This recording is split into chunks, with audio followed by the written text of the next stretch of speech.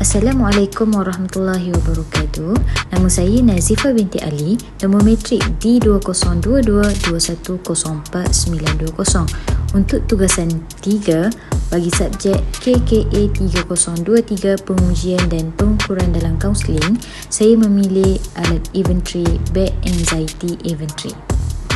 Okey, untuk pengenalan latar belakang instrumen bagi Back Anxiety Inventory ataupun dikenali sebagai BAI, ia dibangunkan bagi mengukur tahap kebimbangan individu berdasarkan simptom fizikal dan emosi yang dialami. Ia merupakan alat saringan kendiri yang digunakan secara meluas dalam bidang psikologi, klinikal dan kesihatan mental. Terusnya bagi nama dan pengumbal instrumen ini. Okey, nama instrumen Back Anxiety Inventory BAI. Pengumbal bagi inventory ini adalah Aaron T. Beck, Norman Epstein, Gary Brown and Robert A. Steer pada tahun 1988. Okey, seterusnya kita masuk kepada bahagian pentadbiran instrumen ini. Okey, instrumen ini adalah untuk mengukur tahap kebimbangan anxiety dalam kalangan individu. Okey, skala Likert dia ada 4 mata, iaitu 0, tidak langsung, 1, sedikit, 2, sederhana, 3, teruk. Okey, seterusnya subskala bagi inventory ini adalah tiada subskala, 1 dimensi sahaja. Maksudnya alat inventory ini adalah hanya untuk mengukur tahap kebimbangan sahaja. Okey, bilangan item bagi inventory ini adalah sebanyak 21 item dan jangka masa menjawab adalah 5 hingga 10 minit sahaja.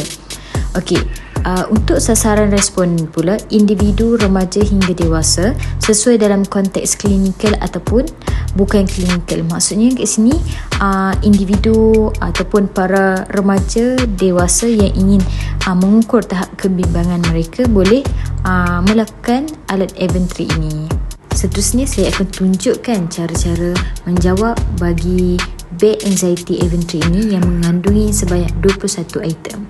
Okey, seterusnya kita masuk kepada scoring ataupun permarkahan. Seperti yang saya cakapkan tadi, alat inventory ini mengandungi 4 Likert, iaitu 0, tidak langsung, 1, sedikit tetapi tidak begitu mengganggu, dan 2, sederhana, tidak menyenangkan, dan pada tahap yang 3 iaitu teruk, sangat mengganggulah.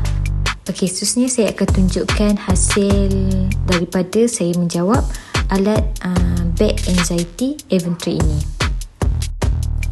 Alat ujian ini mengandungi sebanyak 21 item. Okey, keadaan ataupun sistem-sistem ini dinilai semasa 1 bulan yang lepas. Seterusnya saya menjawab item-item tersebut. Okay, bagi soalan yang pertama, numbness or tingling. Soalan yang kedua, feeling hot. Yang ketiga, wobbliness. Soalan yang keempat, unable to relax. Yang kelima, fear of what's happening. Soalan yang keenam, dizzy or lightheaded. Soalan yang ketujuh, heart pounding or racing. Yang kedelapan, unsteady. Soalan yang kesembilan, terrified or afraid. Soalan yang ke-10, nervous. Soalan yang ke-11, feeling of choking. Soalan yang ke-12, hand trembling.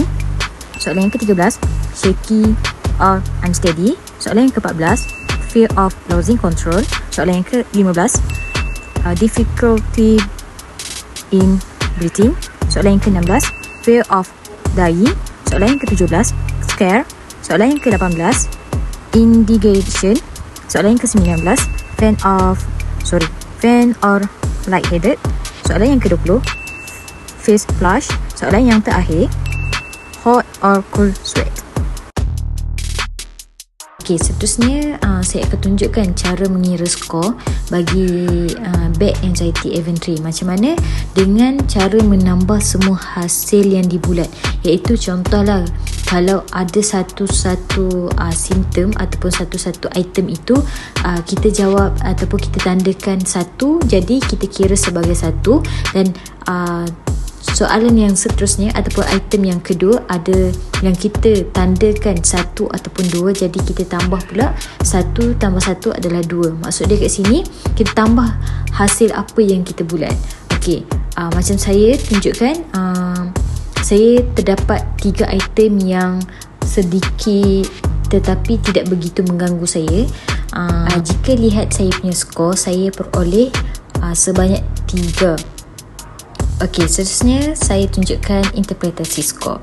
Okey, untuk BAI ini mengandungi 3 tahap, iaitu 0 hingga 21 kebimbangan rendah, 22 hingga 35 kebimbangan sederhana, 36 ke atas adalah kebimbangan tinggi, iaitu berpotensi membimbangkan.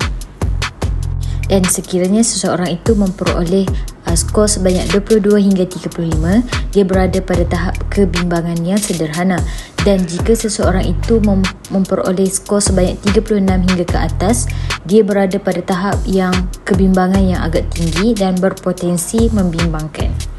Okey, seterusnya lampiran, iaitu hasil-hasil yang saya lakukan sendiri dalam alat instrumen ini, iaitu Back Anxiety Event Tree. Secara kesimpulannya, yang diperoleh daripada hasil Back Anxiety Event Tree ini adalah ia merupakan salah satu alat yang boleh dipercayai untuk mengukur tahap kebimbangan individu. Ia mudah untuk digunakan. Okey, hasil daripada alat event tree ini juga kita boleh buat intervensi awal untuk membantu individu-individu yang mengalami anxiety yang pada tahap yang tinggi. Okey, itulah sedikit sebanyak tentang alat event tree ini, iaitu Back Anxiety Event Tree. Setakat itu daripada saya, sekian, terima kasih.